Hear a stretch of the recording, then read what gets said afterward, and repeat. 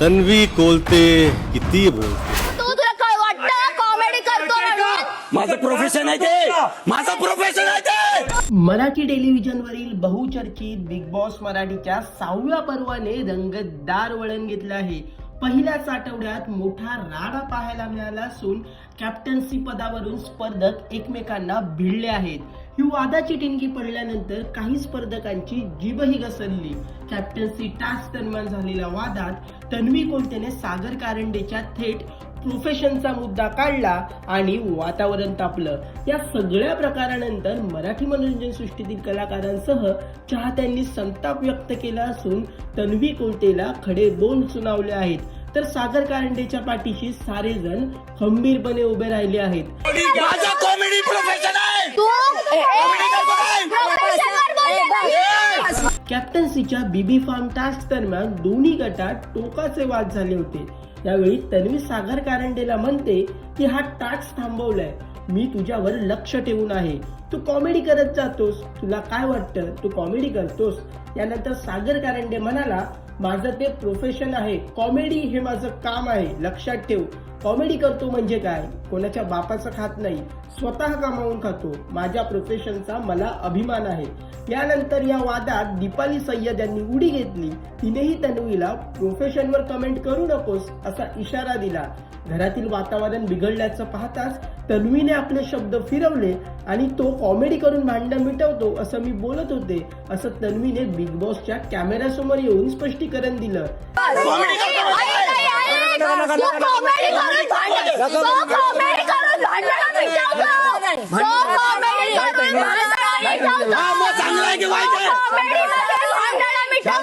सागर कारंडे आणि तन्वी कोलते यांच्यातील बाचाबाची पाहून सागर कारंडेच्या समर्थनार्थ मराठी कलाकार आता पुढे सरसावले आहेत. प्रसिद्ध अभिनेत्री विशाखा सुभेदार यांनी फेसबुकवर पोस्ट शेअर करत सागर कारंडेला पाठिंबा दिला असून तन्वीची कान उघडणी केली आहे.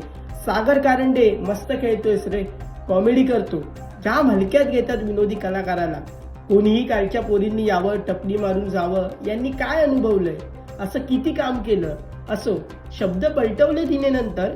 पण ही तन्वी पहिल्याच आठवड्यात साधारण 10व्या आठवड्यात खेळते असं का खेळते, लगेचच दुसऱ्यांना तू मला सपोर्ट करणार का वगैरे. अगं असं काय केलंस इतरांसाठी की तू त्यांच्याशी डील करतेस, आधी दिल तरी जिंक त्यांचं. ते मला वाटतं तिला शक्य नाही. किरकिर कर्कश आवाज शी असं म्हणत त्यांनी पोस्टमधून संताप व्यक्त केला आहे. तर प्रसिद्ध अभिनेत्री व बिग बॉस मराठीच्या 3ऱ्या पर्वात सहभागी झालेली स्पर्धक गायत्री दातार हिने इंस्टाग्रामवर स्टोरी शेअर केली आणि तन्वीला खडेबोल सुनावताना म्हटलं की सागर कारंडे यांना कॉमेडी करतो तू, तुला वाटतं कॉमेडी करतो तू. हे तन्वीनं विचारणं म्हणजे धोनीला टीम मध्ये सिलेक्ट देखील न झालेल्या खेळाडूने खेळता येतं का असं विचारलं. त्याच्यासारख्या मोठ्या कलाकाराचा अपमान करणं बरोबर नाही. आपण कोणाला काय बोलतोय याचं भान राखावं. तर अभिनेत्री विशाखा सुभेदार आणि गायत्री दातार यांच्यानंतर बिग बॉस मराठीच्या 3ऱ्या पर्वात सहभागी झालेल्या अभिनेत्री सोनाली पाटील हिनेही पुढे सरसावत सागर कारंडेला पाठिंबा दिला आहे. सोनाली पाटील हिने एक व्हिडिओ शेअर करत काय म्हटलंय पहा.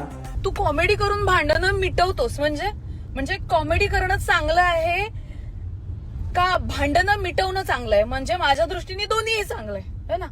म्हणजे कॉमेडी करणं ही खूप चांगली गोष्ट आहे, त्याचं प्रोफेशन आहे, त्याच्याबद्दल त्याला गर्व आहे, त्याच्याबद्दल मी एक आर्टिस्ट म्हणून मला गर्व आहे.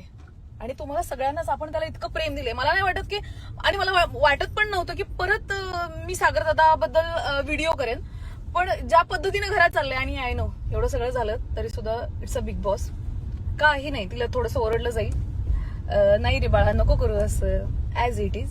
आणि नंतर तिला रडू येईल आणि ती रडू झाल्यानंतर मग ती सॉरी बोलेल. सागरदादाचं खरंच मन मोठं आहे, त्यामुळे तो तिला माफ पण करेल आणि ऍज इट इज तोंड उचकटायचं त्यावेळेला ती उचकटेल, कारण तिचा तो स्वभाव आहे. भांडणं मिटवतोच म्हणजे तिला बिग बॉसच्या घरामध्ये आल्यानंतर सांगायचंय की भांडणं मिटवली गेली नाही पाहिजेत, भांडलं पाहिजे. बापरे.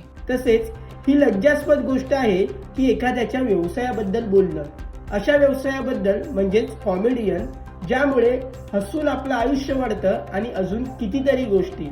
आणि आरोप काय तर तू कॉमेडी करून भांडणं मिटवतोस. कोलतेबाई कदाचित चुकीची माहिती दिली आहे तुम्हाला चुकीचा गुरु भेटलाय. आणि माहिती आहे तुला लास्ट पर्यंत ठेवावंच लागेल त्यांना, असं कॅप्शनही सोनाली पाटील हिनं व्हिडिओला दिलं.